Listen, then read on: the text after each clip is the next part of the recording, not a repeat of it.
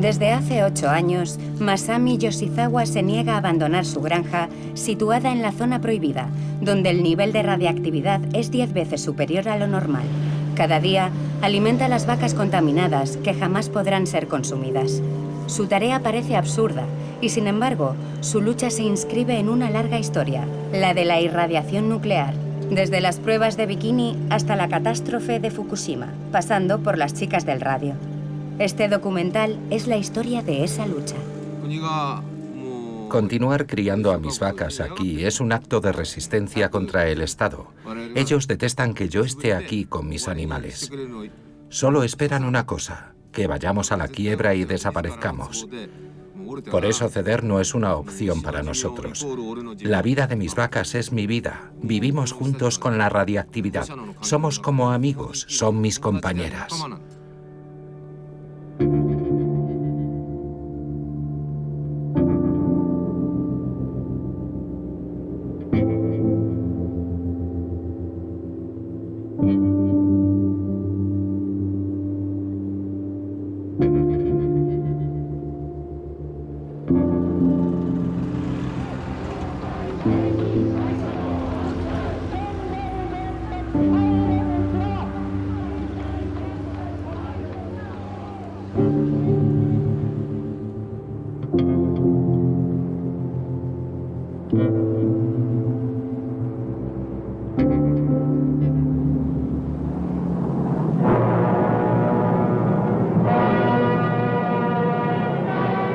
Este es el valle donde crecen las setas gigantes. Bomba pequeña. Bomba grande. Explosión baja. Explosión alta.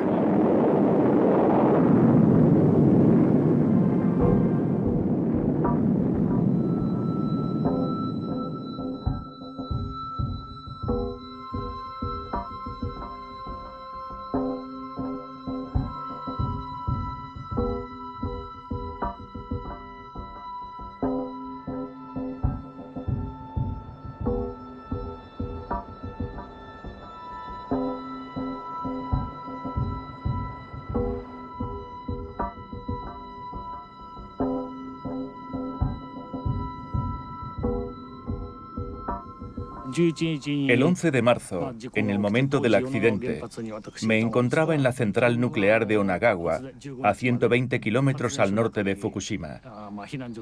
Y como no podía volver a mi casa, me quedé en el perímetro de la central hasta el 15 de marzo. La alarma se activó en Onagawa porque el 13 de marzo la nube radiactiva llegó hasta allí.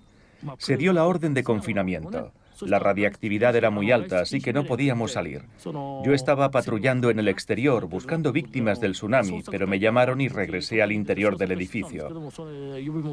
En aquel momento, el 13 de marzo, vi un barco enorme arribar a la bahía. Era el Ronald Reagan, que venía para la operación Tomodachi. En japonés, Tomodachi significa amigo. La Operación Tomodachi es una misión humanitaria de las Fuerzas Armadas estadounidenses que vienen a prestar ayuda a las víctimas del tsunami. El 13 de marzo de 2011, al día siguiente de la primera explosión en la central de Fukushima, el prestigioso portaaviones Ronald Reagan, con su flota aérea de más de 70 aviones, se encuentra atrapado en la nube radiactiva que se escapa a bocanadas de la central.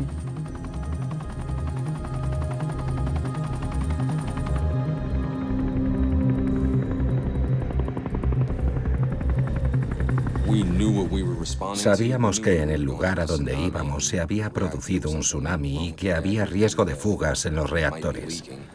Lo que ignorábamos era la gravedad de la pluma radiactiva y lo que nos esperaba una vez estuviéramos en el lugar. Teníamos acceso a la cubierta superior. En cuanto me desperté, subí. Se podía percibir algo en el aire. Era diferente, como un sabor metálico de sangre en la boca, más bien como a papel metálico, como si lamiéramos papel de aluminio. En principio no supimos nada acerca de la radiación. Nuestros superiores no nos dijeron nada. Pero sonaron las alarmas y tuvimos que ir a las estaciones de descontaminación. Nos lavaron de la cabeza a los pies y nadie sabía qué estaba pasando.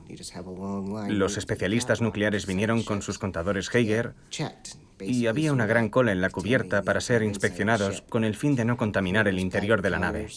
Cuando escuchas los contadores Geiger, no sabes, oyes un sonido, un chasquido, y es como, ¿qué ocurre? Y te contestan, no os preocupéis por eso.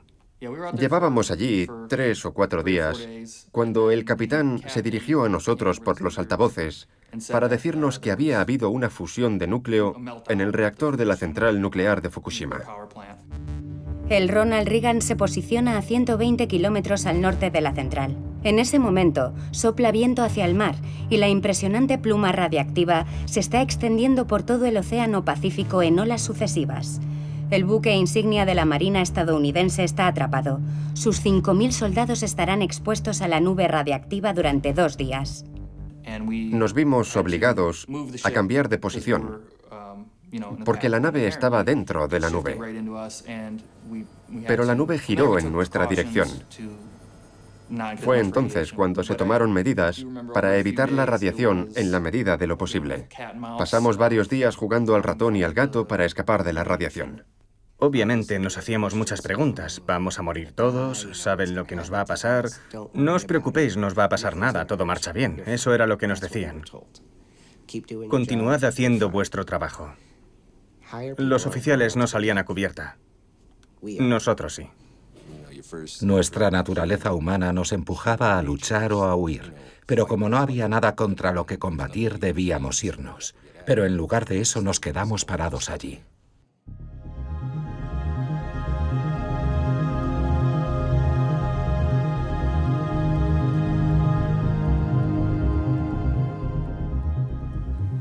Lo terrible fue que los soldados solo supieron más tarde que habían sido fuertemente irradiados. Cuando lo piensas es obvio. En los barcos se utiliza el agua del mar para beberla, para lavarse. Se contaminaron al respirar el aire, pero la contaminación a través del agua fue sin duda también muy fuerte. Ser irradiado significa que la radiación atraviesa el cuerpo. ¿Cómo es eso posible? La luz no puede atravesarnos, ¿verdad?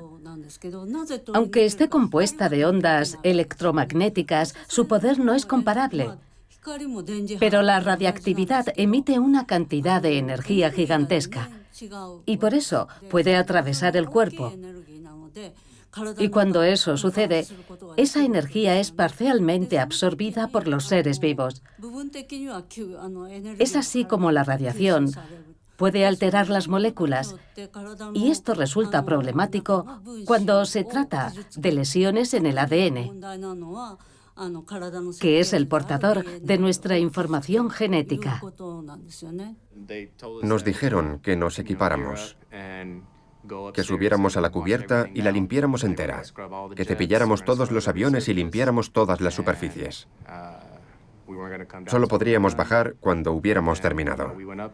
Así que salimos y comenzamos a trabajar. Mi amigo Daniel estaba entonces a cargo del robot de limpieza, una máquina que limpia como las barredoras de las calles. Recuerdo que él estaba arriba y nosotros colocados unos detrás de otros.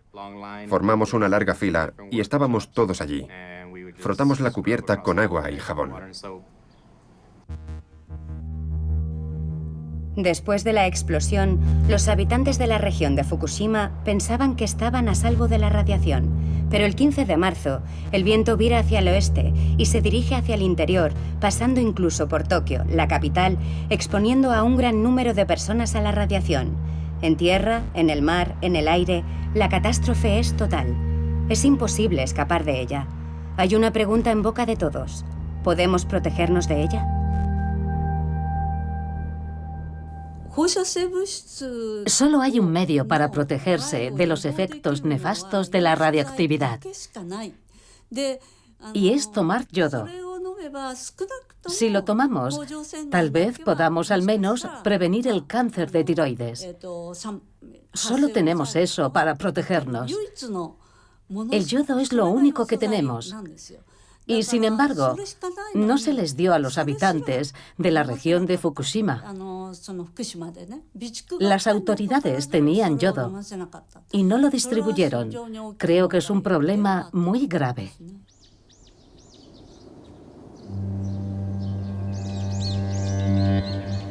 El 14 de marzo explota el reactor 3 de la central.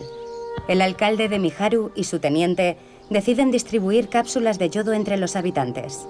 Es la única ciudad de la región que tomará esta iniciativa sin la aprobación de las autoridades que están haciendo todo lo posible por minimizar la situación.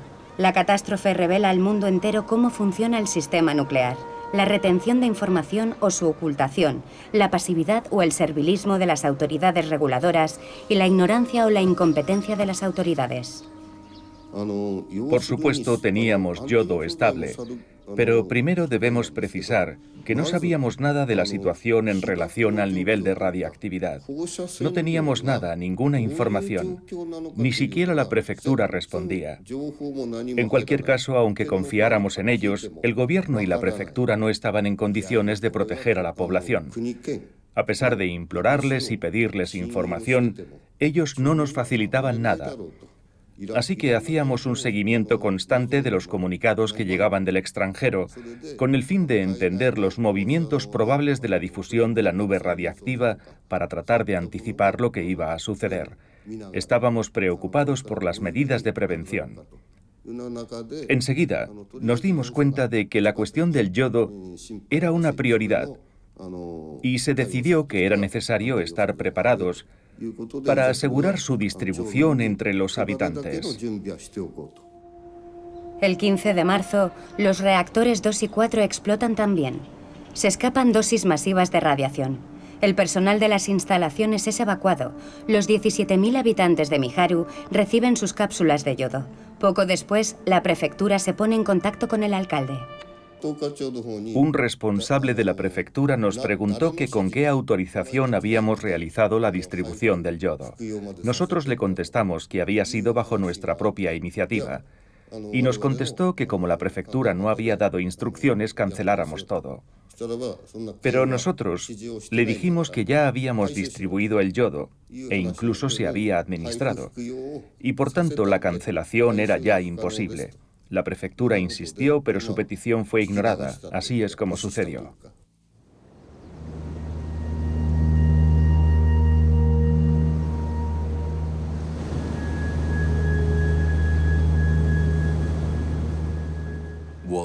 En principio debíamos tomar las pastillas de yodo en el momento del accidente o antes, en eso estamos de acuerdo. Ellos nos trajeron unos formularios para rellenar en donde decía que habían distribuido entre nosotros pastillas de yodo, pero no fue así. Los formularios se sacaron mucho después del suceso, e incluso si nos hubieran dado yodo en ese momento no habría servido de nada. Recuerdo aquel día. Nos reunieron en la cantina y nos dijeron, vamos a daros estos papeles donde dice que os hemos dado el yodo. Firmadlos y ya hablaremos. Yo no quería firmar. Intentaron obligarme, pero me negué. ¿Pero debes firmar? No. Les di el papel y me marché. Pero la mayor parte de la gente dijo que había que firmar y terminaron haciéndolo. Sin embargo, no nos dieron nada de yodo. Sin embargo, los superiores tomaron el yodo. El Reagan es un portaaviones nuclear, así que tenía que haber obligatoriamente dosímetros a bordo. Tenían los medios para detectar el riesgo de contaminación. Deberían haber informado a los marineros y haberles proporcionado hojas explicativas. Pero no se previno a ningún soldado.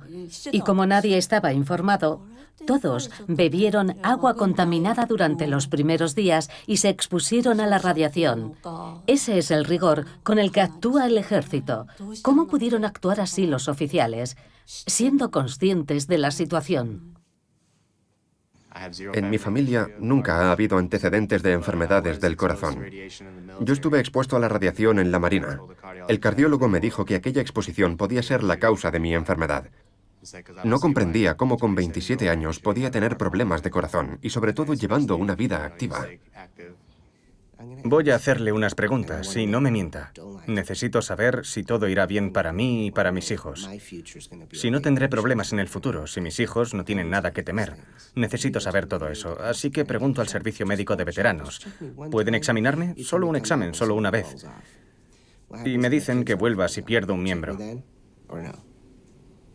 ¿Qué pasará si mi hijo pierde un brazo? ¿Me examinarán entonces? Solo quiero saber la verdad. Todo el mundo resultó afectado. Conscientes o no, todos resultaron contaminados porque aquí se hicieron ensayos nucleares en los años 50 y 60 y expusieron a sus conciudadanos a dosis radiactivas. ¿Pero por qué a su propio pueblo? El número actual de muertos del Ronald Reagan es de 25 personas. En 2015, más de 400 soldados enfermos presentaron una demanda contra TEPCO, la compañía eléctrica de Tokio.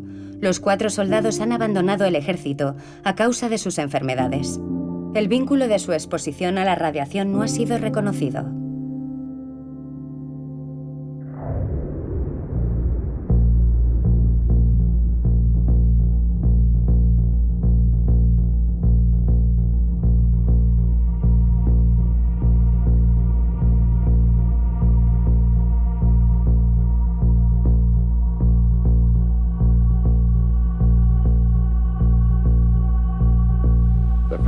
La primera detonación tuvo lugar el 1 de marzo de 1954 y la segunda el 26 de marzo. Ambas se realizaron con éxito. El avión de reconocimiento realizó una búsqueda exhaustiva en la zona y no reportó el avistamiento de ningún barco. Se realizó la detonación. Al parecer, un barco de pesca japonés no fue detectado y los 23 miembros de su tripulación se encontraban, por tanto, en la zona de la lluvia radiactiva. Vendajes, camillas, quemaduras. La bomba H de las pruebas de Bikini en 1954 fue la más potente de las que se realizaron en aquella época. La explosión fue mucho más fuerte de lo previsto. Un atunero japonés, el Daigo Fukuryu Maru, se encuentra en la zona. Fukuryu significa dragón afortunado, pero el pequeño barco de pesca no hace honor a su nombre. Toda la tripulación quedará expuesta a la radiación de la prueba nuclear estadounidense. Menos de 10 años después de Hiroshima y Nagasaki, Japón se encuentra de nuevo en las garras de los efectos mortíferos del átomo.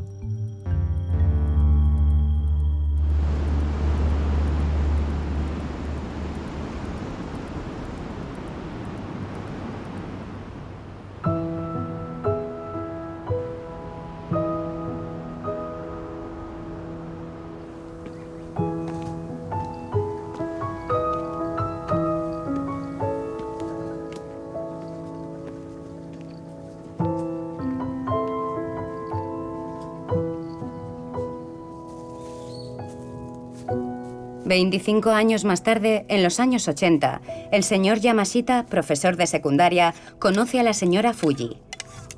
La señora Fuji y su hijo, Setsuya, estuvieron expuestos a la radiación durante el bombardeo atómico de Nagasaki. Pero siendo adulto, Setsuya estuvo expuesto a la radiación por segunda vez. Como pescador, también estuvo en la zona de la prueba nuclear de Bikini. Setsuya y su madre están hoy enterrados en este cementerio. El señor Yamashita viene a rendirles homenaje. ¿Cuál fue, en su opinión, la causa del suicidio de su hijo? No lo sé, pero pienso que estaba relacionado con su enfermedad. No veo otra causa posible. Su hijo se suicidó en el mar a la edad de 27 años. Yo le pregunté al señor Fuji si había sido marinero en el Daigo Fukuryu. Es el nombre del barco que me vino inmediatamente a la memoria, porque según mi información no había otro barco en Bikini. Y me respondió que no. Nos sorprendió mucho saber que otros barcos, además del Daigo Fukuryu, habían sido contaminados en las aguas de Bikini. Fue así como comenzó todo. Intrigado por la historia de Setsuya, el señor Yamashita decide investigar. Con sus alumnos, va en busca de pescadores que estuvieran presentes alrededor del atolón Bikini en 1954 y distribuye cuestionarios en la región de Kochi, preguntando a unas 300 personas. Los resultados no se hacen esperar. El señor Yamashita descubre estupefacto que, contrariamente a la versión oficial, el Daigo Fukuryu no fue el único barco que estuvo expuesto a la radiactividad de los ensayos nucleares estadounidenses. Muy al contrario, este casco de madera, expuesto actualmente en un museo, es de alguna manera el árbol que tapa el bosque. 700 barcos más vivieron el mismo drama. Y los 23 marineros irradiados ocultan varios millares más, hasta ahora nunca registrados o incluso reconocidos.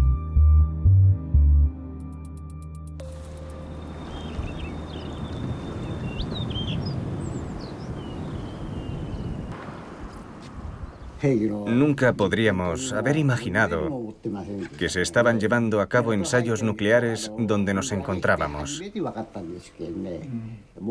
Fue al llegar al puerto, al empezar a descargar, cuando nos enteramos de todo aquello.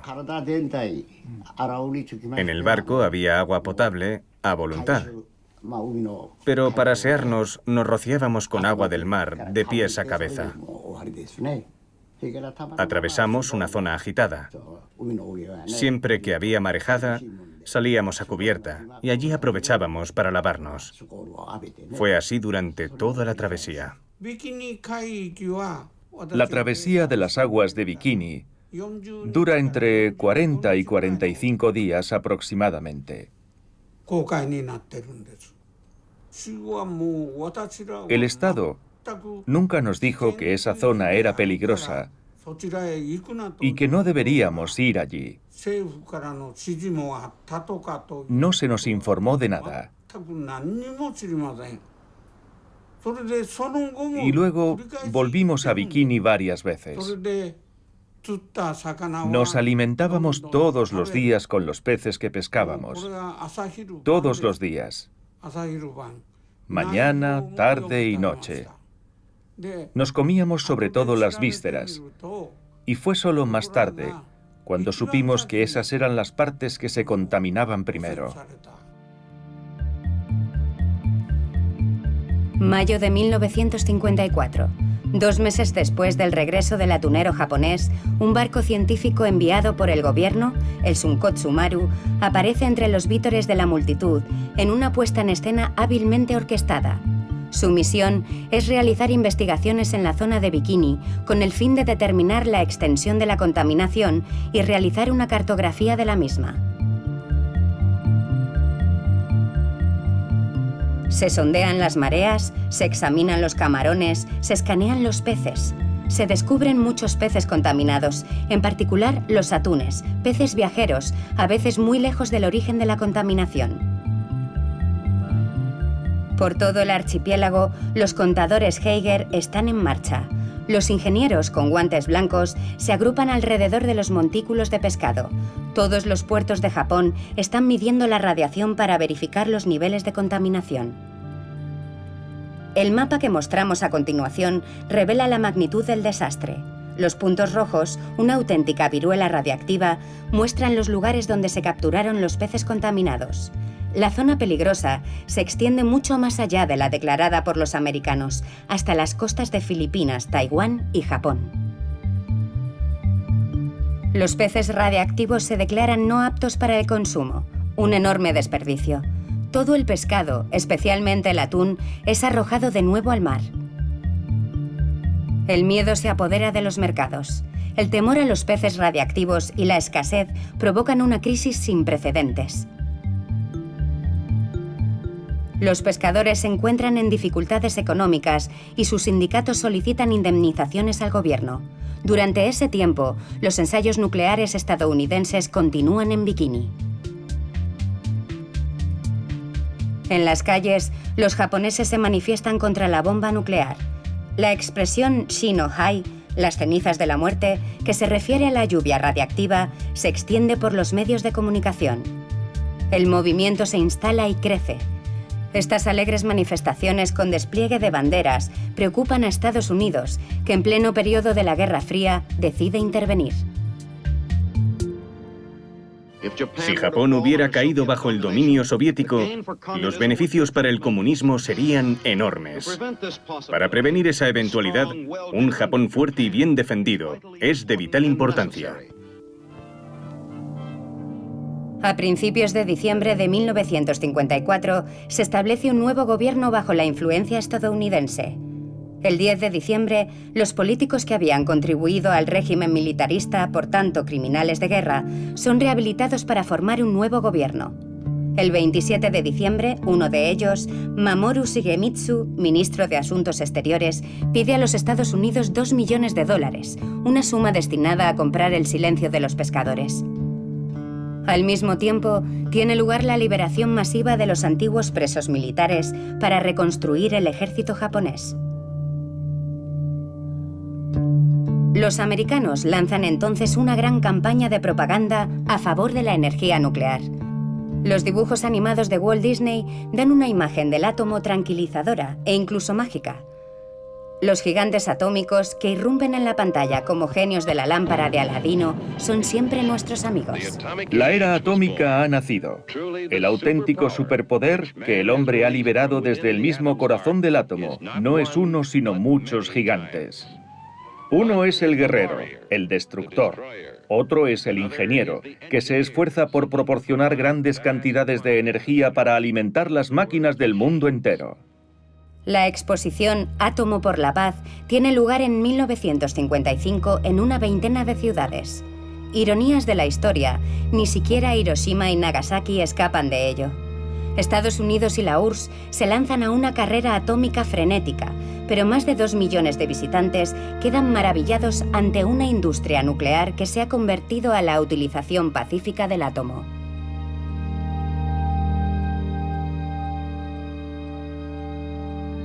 Las tumbas son mudas y los muertos no hablan. El sufrimiento de los expuestos a la radiación de Hiroshima y Nagasaki ha sido olvidado. La trágica experiencia de los pescadores que fueron víctimas de las explosiones nucleares de Bikini ha sido suprimida de los libros de historia. La propaganda sobre los beneficios de la energía nuclear borra de la memoria oficial la lista insoportable de todas las víctimas de nuestro amigo el átomo.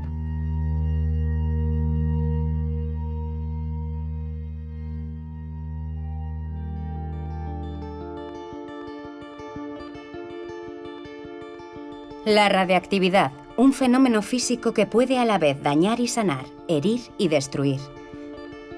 Descubierta por Henri Becquerel, fue estudiada por una pareja legendaria, Pierre y Marie Curie, premios Nobel de Física en 1903. Fueron los primeros en utilizar el término radiactividad tras un importante descubrimiento, el radio. El éxito del radio en los primeros años del siglo se basó principalmente en sus aplicaciones médicas.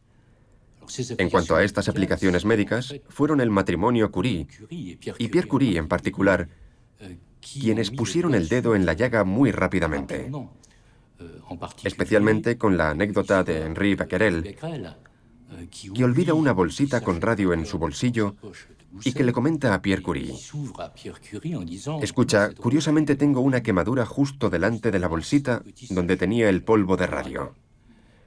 Y entonces Pierre Curie se aplica voluntariamente durante unas horas una bolsita de sal de radio en el brazo izquierdo. Y efectivamente, él también sufrirá una especie de quemadura que dejará una cicatriz.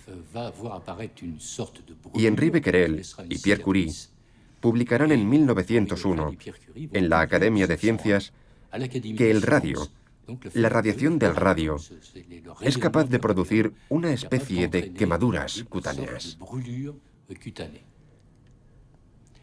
Paralelamente, hubo también un desarrollo industrial basado esencialmente en la luminiscencia del radio.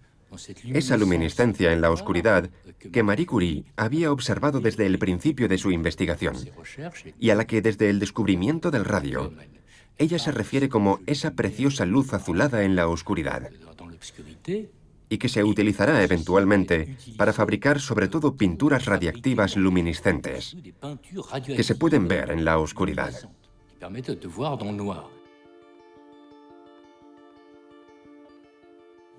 La historia de las chicas del radio fue, de hecho, uno de los primeros casos de cáncer probado, relacionado sin duda con las radiaciones ionizantes, relacionado con la radiación.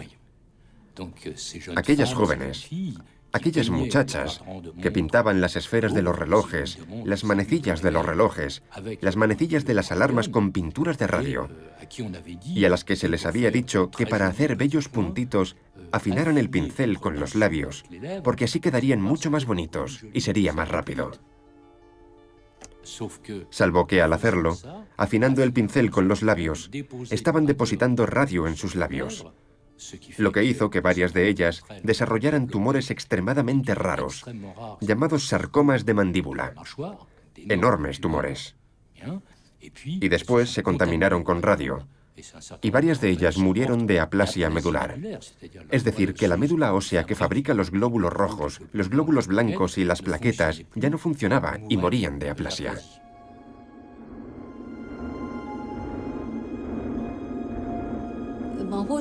La radiación emite una cantidad significativa de energía y cuando provoca daños en el ADN, estos no se pueden reparar porque se trata de lesiones complejas. Cuando el ADN sufre algún daño, el mecanismo de reparación de las células desencadena una corrección, pero como se trata de una lesión compleja, los errores de replicación se inscriben en el ADN durante dicho proceso de reparación. Es así como se producen modificaciones estructurales, por ejemplo, cromosomas que ya no reconocen el lugar que les corresponde. El ADN puede sufrir todo tipo de modificaciones. Por ejemplo, un gen que inhibe el desarrollo de un tumor perderá sus propiedades protectoras y será susceptible de provocar un cáncer. Personalmente, en mis clases, durante años, he contado esa historia en el marco de lo que yo llamaba el cáncer. Di una clase que titulé Cánceres radioinducidos, en la que obviamente solía empezar contando la historia de las chicas del radio.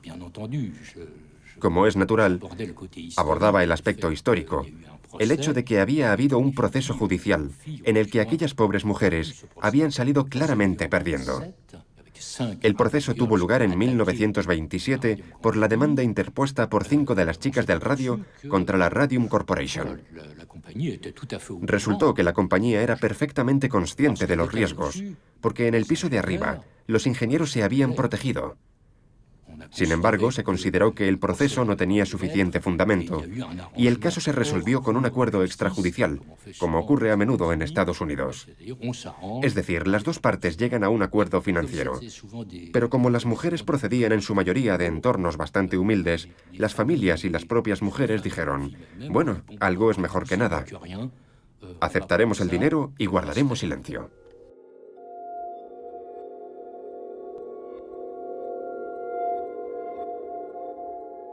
Pierre Curie murió atropellado en la calle por un coche de caballos que le fracturó el cráneo. Cuando más tarde exhumaron sus restos del pequeño cementerio en el que estaba, para trasladarlos al panteón, al abrir el ataúd se produjo una emanación de radón, lo cual demostraba que él también había estado altamente contaminado, y que si no hubiera muerto accidentalmente, probablemente, como Marie Curie, también habría fallecido como consecuencia de su exposición a la radiación.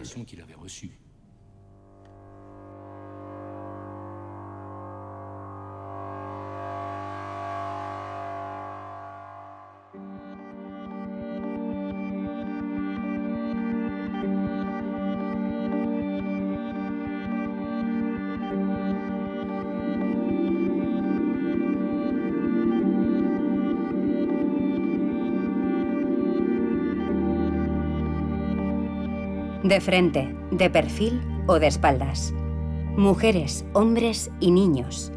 Desde el comienzo de la ocupación americana, se inició una investigación médica a gran escala sobre las personas que habían estado sometidas a la radiación de la bomba atómica. Su objetivo era medir los efectos de la bomba en el cuerpo humano. Se crea un laboratorio especial para evaluar los efectos de la radiactividad sobre la salud.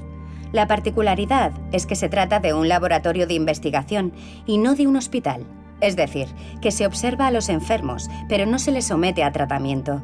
De tal manera que las víctimas de la bomba, los supervivientes, se convierten además en conejillos de indias. Esta miríada de pequeñas fichas de cartón, numeradas y cubiertas de tinta azul o negra, se refieren a la radiación externa. Son, por así decirlo, los pergaminos de lo indecible o de lo innombrable. Problemas cutáneos y lesiones oculares, trastornos en la menstruación, caída del cabello, anemia, tumores, diarrea, vómitos, malestar, fallecimiento. Las fichas se acumulan, las páginas se suceden y el gran silencio de la radiación permanece intacto. La exposición del cuerpo a un campo de radiación procedente de una fuente exterior se conoce como radiación externa. Pero cuando el material radiactivo penetra en el cuerpo, a través de la inhalación o de la ingestión de alimentos o bebidas, se instala en el organismo y continúa emitiendo radiación. Hablamos entonces de exposición interna. En el caso de la radiación externa, si se utiliza un blindaje de protección o nos alejamos de la fuente, se puede evitar la exposición a la radiación. Pero en el caso de la contaminación interna, el material radiactivo penetra en el organismo y no hay forma de escapar de él. Al mismo tiempo, los estadounidenses inician un programa de ensayos nucleares para comprender mejor los efectos de la radiación sobre los soldados, el material y el medio ambiente. Comienza en 1946 y durará cerca de 20 años.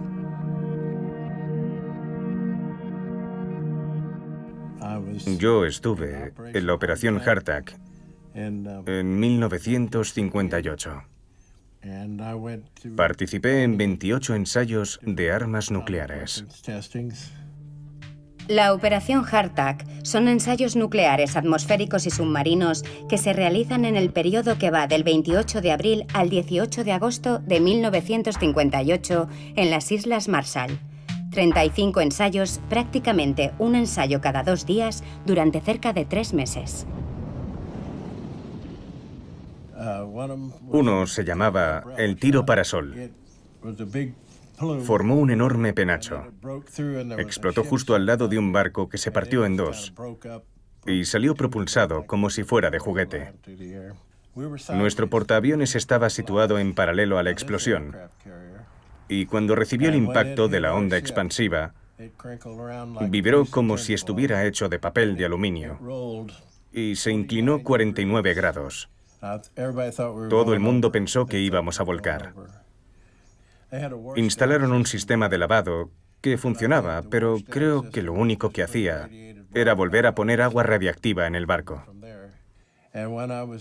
Cuando me encontraba en la columna del ascensor, entraron con unos contadores Geiger y me dijeron: «Sal de aquí, es peligroso, es completamente radiactivo». Así que salí y tuve que ir a la estación de descontaminación para desnudarme completamente, ducharme y comprobar mis uñas en el contador Geiger.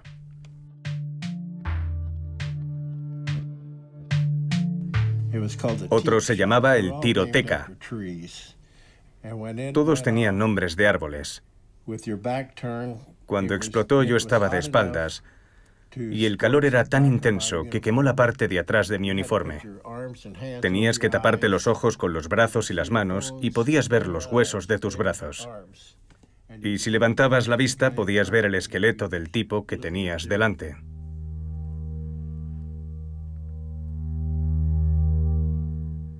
Después de haber estado expuestos a la radiación 3 veces en un solo día, un grupo de nosotros cayó gravemente enfermo. En la enfermería solo nos decían: «Oh, hay muchos casos de gripe en este momento, no os preocupéis».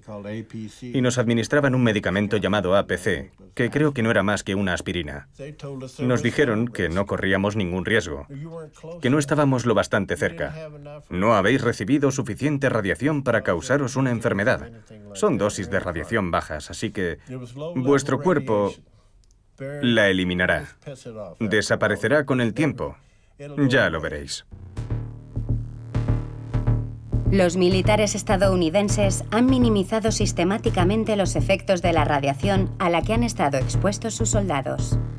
Pero ¿qué decir entonces de las autoridades de la Unión Soviética que en 1986 envían personal al infierno radiactivo de Chernóbil? Deben limpiar los escombros del techo del reactor, protegidos únicamente con pasamontañas de cuero y ropa forrada de plomo. Se les apodará los liquidadores.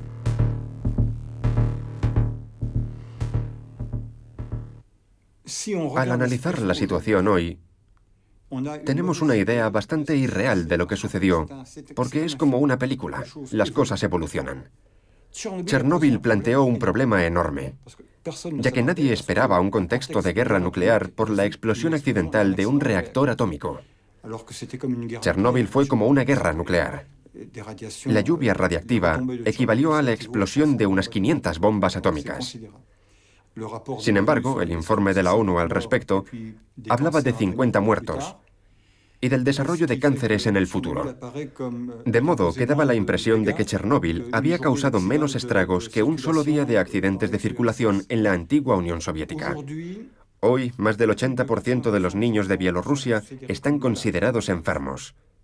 El porcentaje está más cerca del 90% que del 80%, mientras que antes del accidente estaba entre el 15 y el 20%. Este estado general de fragilidad afecta también a los adultos. Los adultos están muy a menudo enfermos.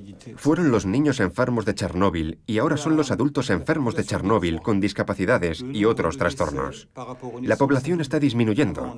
El número de fallecimientos en relación con los nacimientos se ha duplicado. Antes del accidente había 60 muertes por cada 100 nacimientos. Hoy hay 120 fallecimientos.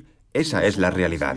Una población cada vez más enferma, con enfermedades que no se consideran causadas por la radiación, pero que son 4 o 5 veces más frecuentes que antes de Chernóbil. Hay casos extremadamente alarmantes. Por ejemplo, a finales de 2017, en una escuela de Minsk, en pleno día y con unas pocas semanas de diferencia, 2 niñas de unos 10 años sufrieron un paro cardíaco y murieron. No tenemos ninguna información sobre la causa, pero es un hecho inédito. Y por lo que tengo entendido, el gobierno ordenó realizar pruebas, hacer electrocardiogramas a una amplia población infantil para tratar de localizar a los niños en riesgo. Los defectos congénitos son muy comunes. La exposición del feto a la radiación cuando se está formando el corazón puede provocar un soplo cardíaco. La pared entre los ventrículos no está cerrada. La sangre pasa del uno al otro y el niño sufre una debilidad del corazón. Entre los liquidadores de Chernóbil, la principal causa de mortalidad es el infarto de miocardio. Y se puede considerar como una relación directa entre la exposición a la radiación y la enfermedad o accidente vascular.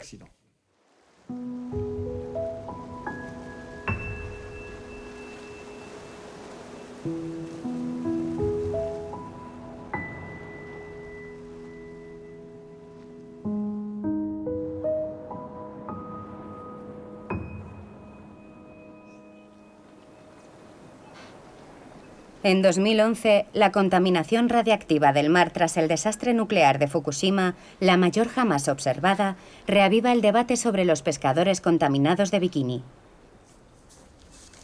Masatoshi Yamashita reanuda su investigación. Cuando ocurrió el desastre de Fukushima, todos nos movilizamos porque todos nos sentimos implicados. Nos dimos cuenta de que si el caso de los pescadores de Bikini no llegaba a ninguna parte, Fukushima corría el riesgo de sufrir la misma suerte.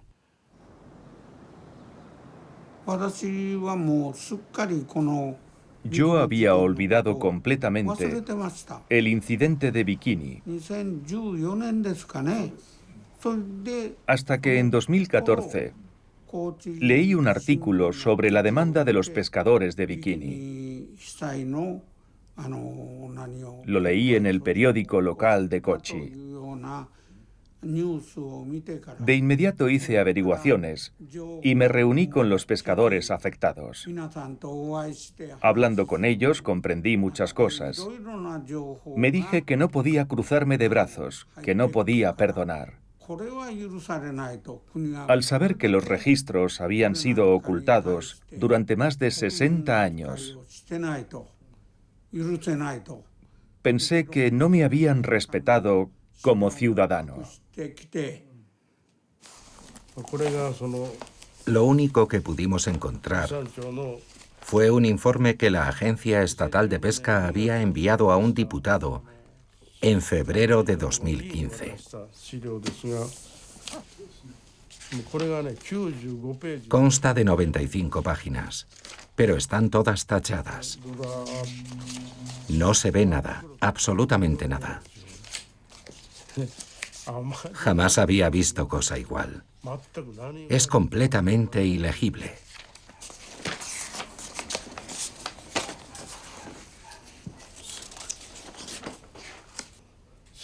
El gobierno actual ha intentado borrar la historia. Se trata de un acto deliberado. Es un problema muy serio. En 2015, 60 años después del incidente, 45 pescadores japoneses contaminados por la lluvia radiactiva en el atolón de Bikini presentan una demanda contra el gobierno japonés por ocultación de información. Reclaman una indemnización por los gastos médicos y reclaman también, sencillamente, la verdad.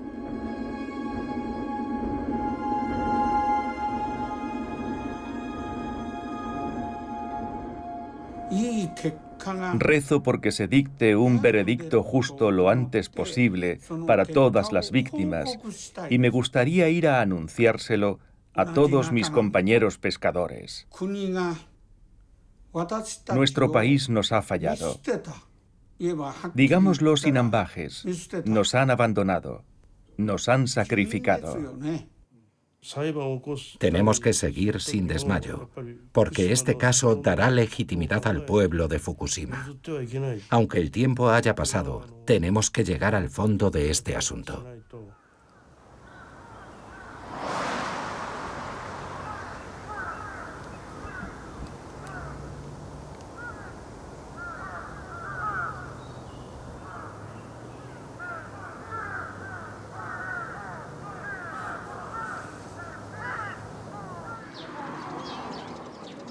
En la actualidad, hay presentadas en Fukushima una treintena de demandas, en particular para defender los derechos de los niños en riesgo de exposición a la radiación. Los niños, con su esqueleto en desarrollo, se convierten en las primeras víctimas de la radiación, en los más frágiles. Los demandantes reivindican en nombre de los niños el reconocimiento del derecho a ser evacuados, así como el derecho a vivir y ser educados en una zona no contaminada. Acusan al gobierno y a las autoridades de Fukushima de haberlos expuesto a la radiación como resultado de la negligencia y el encubrimiento.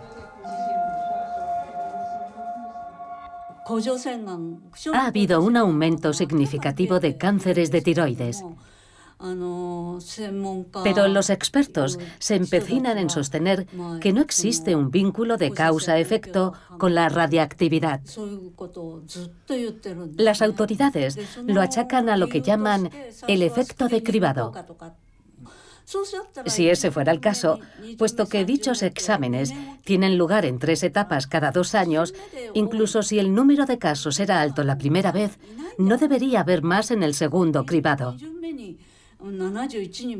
Y sin embargo, se encontraron 71 nuevos casos inexplicables.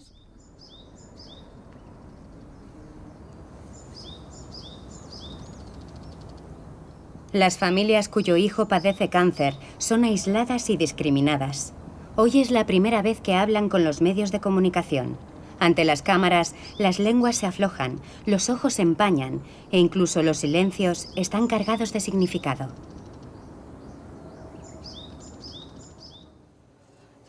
Muy pocas personas de nuestro entorno han tomado la iniciativa de hacerse un chequeo de tiroides. Y eso me causa mucha desazón. Siento que pueden estar poniéndose en riesgo. Y cuando abordo el tema, algunas personas parecen juzgarme e insinúan que me preocupo demasiado. Me digo a mí misma que debo tener siempre presente que en el futuro solo estaremos mi marido y yo para ayudar a nuestra hija y proteger su salud. Pensaba que estas cosas solo le pasaban a los demás. Nunca imaginé que pudiera ocurrirme a mí. Cuando me examinaron, vi claramente una mancha negra. Apenas podía creerlo. Hasta entonces, me tomaba todo a la ligera. Pero cuando lo vi con mis propios ojos, tuve miedo. Aún no estoy lista para la operación. No siento ninguna presión, pero es difícil hablar de ello con mis amigos. Incluso si lo comento, mis amigos no se sienten directamente afectados. Cuando se lo digo, tengo la sensación de que no me creen. En la escuela corría el rumor de que la gente no quería casarse con las personas expuestas a la radiación originarias de Fukushima. Mi hija está preocupada y no deja de repetir que nunca podrá casarse. Me digo a mí mismo que tengo que vivir sin preocuparme. Olvidar que me operaron. Seguir viviendo como si esto no me hubiera ocurrido. Yo pensé que había un vínculo con el accidente de la central nuclear y que debido al accidente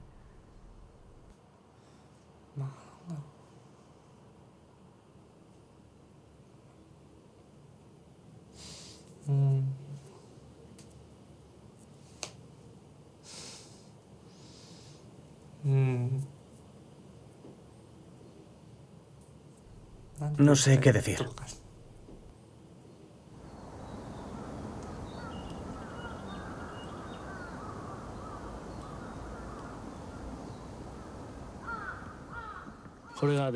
Antes, todas las bolsas de desechos radiactivos que se ven detrás de mí estaban esparcidas por toda la ciudad. Las trajimos todas aquí para almacenarlas temporalmente. Algunas de las bolsas serán trasladadas cerca de la central de Fukushima, al gran centro de almacenaje de residuos radiactivos.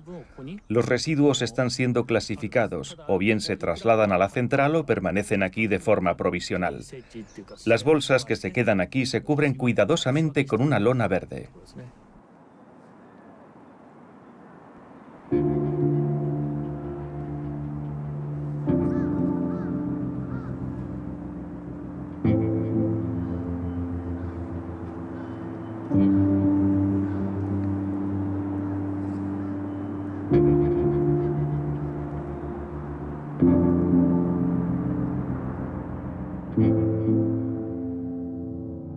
Tanques de almacenamiento azules, blancos y grises. En la actualidad, los reactores de la central se enfrían de forma permanente rociándolos con agua. Esta agua se vuelve inmediatamente radiactiva. Hay más de 1 millón de toneladas de agua contaminada, acumulada en centenares de depósitos. La planta se quedará sin espacio de almacenamiento en 2022. Para resolver el problema, o más bien para evacuarlo, el gobierno tiene simplemente la intención de vaciar los tanques de agua radiactiva en el mar.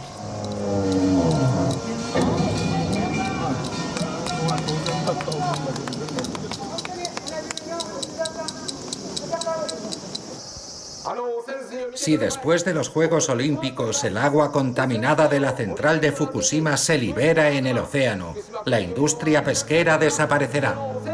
Es obvio que mientras la planta de Fukushima esté en ruinas y los prejuicios sigan causando daño, será imposible recuperar la confianza. Los 2 millones de residentes del área de Fukushima deben ser conscientes de ello. Y vosotros, los habitantes de Tokio, que habéis disfrutado de la electricidad de Fukushima, sed solidarios y asumid vuestra responsabilidad.